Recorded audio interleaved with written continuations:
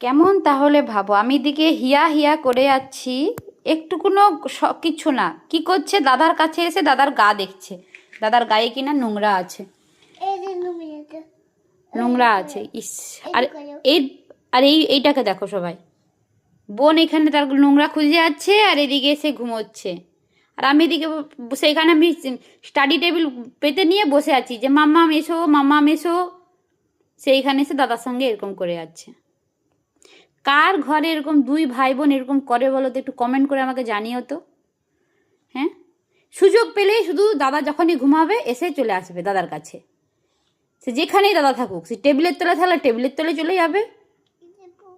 আর এও সেরকম, জানে বোন এসে ইয়ে করছে, খুঁজছে কিছু, আমার শরীরে নাড়ছে, ব্যাস পুরো কাতলা মাছের মধ্যে পুরো সোজা হয়ে, দেখো একটুকুনো কিন্তু বেঁকে নেই, পুরো সিদ্ধারের উপর সোজা হয়ে শুয়ে আছে। আরে যে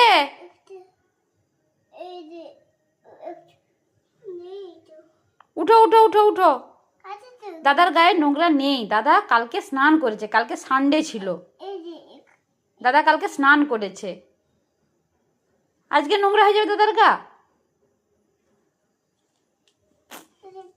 কাদের বাড়িতে এরকম হয় আমাকে জানিও তো।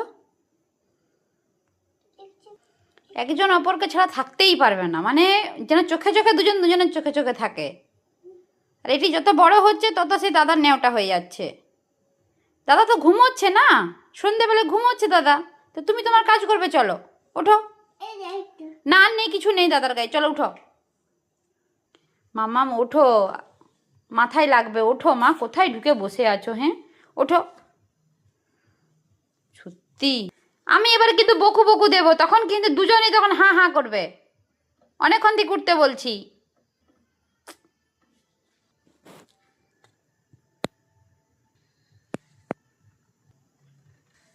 আর এই গুন্ডাটাকে দেখো সবাই কেমন ঘুমোচ্ছে। হ্যাঁ, চোখ উল্টে পাল্টে ঘুমোচ্ছে,